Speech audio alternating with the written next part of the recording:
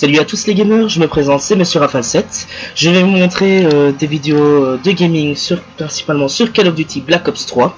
Donc ici nous sommes sur la map Infection en match à mort par équipe. Alors c'est une game en solo, c'est-à-dire que je n'ai pas de personne avec moi, je joue tout seul et j'ai décidé donc d'enregistrer pour mettre une vidéo ensuite. Donc je ne savais pas quelle aurait été la fin de ce combat, si ça aurait été une bonne partie ou une mauvaise partie.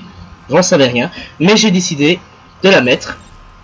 J'espère qu'elle vous plaira. En attendant, je vais vous expliquer mes classes, mes atouts, mes déplacements et des petits conseils pour les débutants qui galèrent un peu avec Black Ops 3. Donc vous voyez bien ici, j'ai la KN44 avec la poignée ergonomique et le silencieux. La KN44, pourquoi? Tout simplement parce que je trouve que cette arme est très polyvalente dans beaucoup de situations de combat, autant à distance qu'au corps à corps, pour ses combats, sa précision, sa maniabilité. Elle fait très mal, elle tue en 3 ou 4 balles, dépendant les accessoires et la connexion.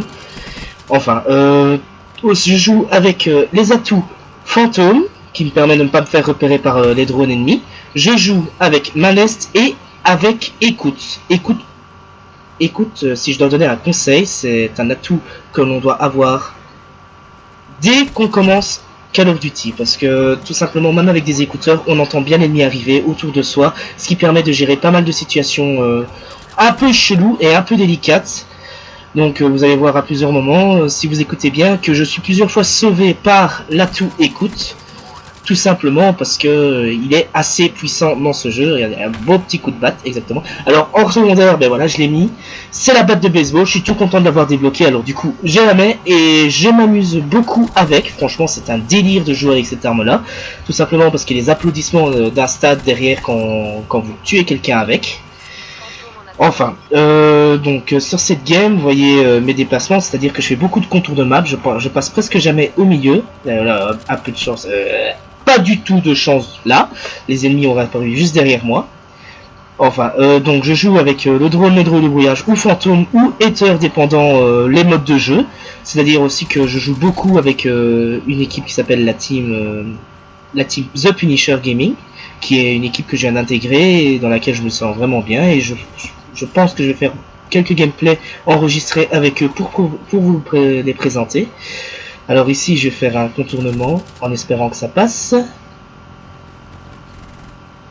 Voilà. Mon fantôme, comme vous voyez, qui fait son travail. Alors oui, aussi ça. Dès que vous l'avez débloqué, je pense que c'est au niveau 38 qu'on débloque cette série d'élimination. Mettez-la. Franchement, cette série d'élimination, elle envoie du lourd. Je la trouve beaucoup plus utile que certaines séries d'élimination qu'on trouve à des niveaux beaucoup plus hauts. Il fait très bien son boulot, il a une résistance assez importante comparé à certaines autres séries d'élimination. Et comparé au Cerberus, je trouve qu'il fait nettement mieux son travail, étant donné, bon, c'est une série d'élimination qu'on ne peut pas contrôler, mais franchement, ça permet de jouer en même temps, ça permet de fraguer en même temps et de déstabiliser l'adversaire qui en a marre et qui n'arrête pas de se faire péter par ce putain de fantôme. Combien de fois j'ai reçu des menaces et des messages assez injurieux de rageux en m'insultant de tous les noms, tout simplement parce que les fantômes ça fait mal, ou un fantôme combiné à un Ether, c'est combiné à un drone de brouillage, l'ennemi devient dingue. Enfin, je vous montrerai aussi des gamings où je joue avec des assez grosses éliminations, comme en commençant par le Haters, le noyau énergétique et les Raps. Raps, donc le noyau énergétique qui déconcentre vraiment beaucoup l'adversaire et qui le fait rager, franchement oui, c'est sûr. Et les Raps, qui terminent en plus de les faire rager bien fort, étant donné qu'ils doivent tous se mettre en hauteur pour essayer de les éviter. Et vous voyez tous les pigeons courir dans tous les coins, c'est assez marrant. Et vous avez qu'à les accueillir avec votre petite arme pour achever les survivants. Donc voilà, la game se passe plutôt bien pour moi. Mon équipe n'est pas déplo, comme j'appelle ça, étant donné que des fois j'ai l'impression de tomber dans une équipe de bras cassés. Là franchement j'ai eu de la chance sur le random. Mon équipe se débrouille pas mal et les gars en face, je sais pas ce qu'ils font, de temps en temps ils sont immobiles. On ne sait pas pourquoi, à mon avis ils sont en train de manger des glaces ou peut-être un gros paquet de popcorn, j'en sais rien. Mais du moins ils sont immobiles et jouent vraiment pas du tout. Allez, ceux qui essayent de jouer, soit ça campe et voilà. Là je me suis fait tuer bêtement alors que j'ai vu l'adversaire. Je l'ai vu et je me suis pas retourné en pensant que c'était un allié, tout simplement. J'ai été distrait. Je reviens donc aux adversaires.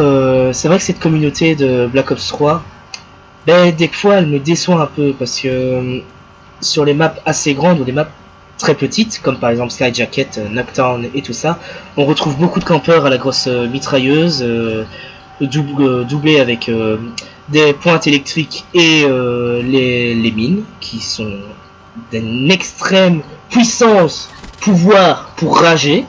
Franchement, quand je me fais tuer par une mine, des fois je suis là, mais putain. En plus, elles peuvent adhérer à un mur, au sol et au plafond, donc des fois vous rentrez dans une pièce en sachant qu'il y a une mine, et vous vous faites péter parce que la mine elle n'était pas là où ce que vous avez prévu, elle était au plafond, donc aucune chance de lui échapper, même en mettant à l'envers les quatre bras partout, impossible de lui échapper.